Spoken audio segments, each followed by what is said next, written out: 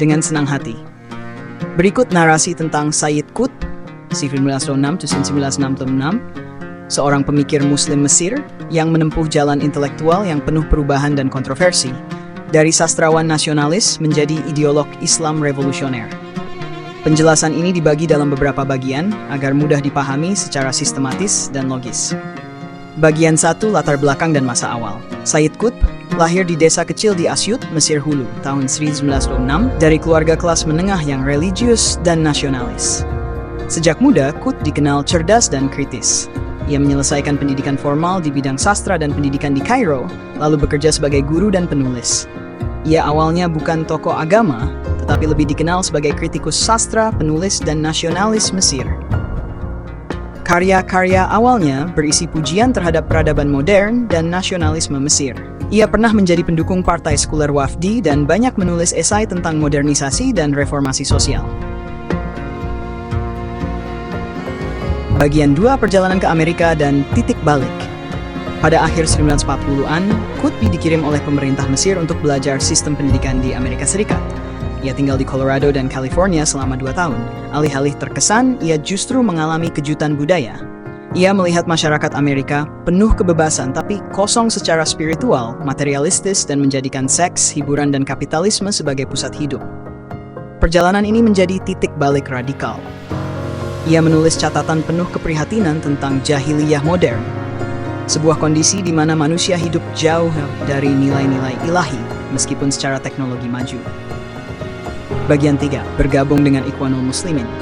Sekembalinya ke Mesir, Qutb tidak lagi sama. Ia mulai tertarik pada gerakan Ikhwanul Muslimin, IM, yang dipimpin Hasan al-Banna. Setelah Banna dibunuh, Srivat Taslimem, Qutb menjadi tokoh intelektual utama IM dan merumuskan kerangka ideologis Islam yang konfrontatif terhadap negara sekuler dan Barat. Saat itu, Mesir berada di bawah rezim Gamal Abdel Nasser, sekuler dan represif. Ketegangan antara IM dan pemerintah makin meningkat. Qutb ditangkap pada 1994 dan menghabiskan hampir 10 tahun di penjara. Bagian 4, jahiliyah dan hakimiyah, inti pemikiran filsafat sosial Qutb. Selama di penjara, Sayyid Qutb menulis karya terbesarnya, Fi Zilal Al-Quran, di bawah naungan Al-Quran. Ia tidak lagi melihat Islam hanya sebagai agama spiritual, tapi sebagai ideologi hidup menyeluruh, alternatif total terhadap peradaban Barat. 2 konsep kunci dari filsafat Qutb.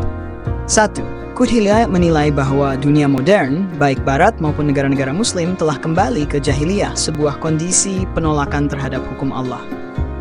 Jahiliyah bukan hanya kondisi pra-Islam di Mekah, tapi segala bentuk sistem hidup yang tidak berdasarkan syariat. Selama manusia masih mengambil hukum dari manusia, bukan dari Allah, maka mereka berada dalam jahiliyah. 2.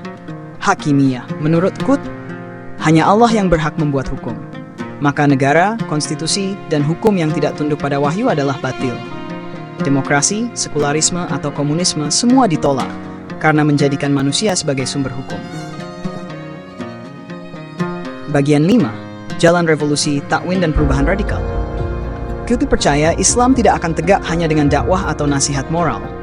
Diperlukan sebuah gerakan elit ideologis yang membangun komunitas Muslim sejati, bukan hanya identitas tapi sistem hidup total. Proses ini disebut takwin pembentukan, mirip seperti Nabi membina para sahabat secara rahasia di Makkah. Bila sistem jahiliyah menolak dakwah ini, maka konfrontasi tak bisa dihindari. Ini sebabnya pemikiran Qutb dianggap radikal, bahkan menjadi inspirasi bagi gerakan Islamis revolusioner dan jihadis modern. Karya-karya penting. Beberapa karya Sayyid Qutb yang berpengaruh. Fi Zilal Al-Quran, di bawah naungan Al-Quran, tafsir ideologis tentang Quran sebagai pedoman perjuangan sosial politik. Ma'alim fi Al-Tariq, petunjuk di jalan, manifesto revolusioner tentang Islam sebagai jalan hidup dan tantangan terhadap jahiliyah modern.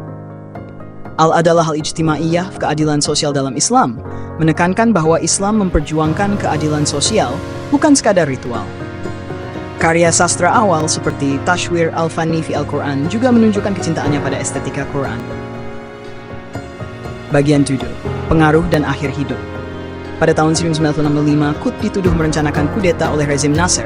Setelah disiksa dan diadili secara cepat, ia dihukum mati dan digantung pada tahun 1966. Kematian Qutb menandai lahirnya mitos syahid ideolog di dunia Islam. Pemikirannya memberi inspirasi luas. Ikhwanul Muslimin memodifikasi idenya dalam gerakan politik. Sayap radikal seperti Al-Qaeda dan ISIS mengutip Qutb sebagai pendahulu. Banyak aktivis Islam di Indonesia, Malaysia, dan Turki menjadikan karya-karyanya sebagai bahan kaderisasi. Namun para pengkritiknya menilai Qutb terlalu menyederhanakan sejarah, bersikap biner, Islam jahiliyah, dan membuka ruang justifikasi kekerasan. Bagian Blatta, kesimpulan filosofis. Islam bukan hanya sistem nilai pribadi, melainkan jalan hidup menyeluruh yang harus menggantikan sistem-sistem manusia yang menolak hukum Allah. Bagi Sayyid Qutb, Islam adalah sistem total, etika, hukum, politik, dan peradaban. Tidak cukup menjalankan salat, zakat, atau haji bila sistem ekonomi dan hukum tidak berdasarkan wahyu. Pemikirannya menjadi refleksi dari kegelisahan seorang intelektual muslim modern yang melihat dunia terjebak antara kemajuan teknologi dan kemunduran spiritual dan berusaha menawarkan solusi radikal. Kembali kepada Al-Quran bukan hanya sebagai kitab doa, tapi kitab peradaban. Jika kamu tertarik, saya bisa bantu membuat ringkasan visual tentang evolusi pemikiran Sayyid Qutb atau perbandingan antara dia, Hasan al-Banna, dan Abu al-Maududi. Mau selanjutnya?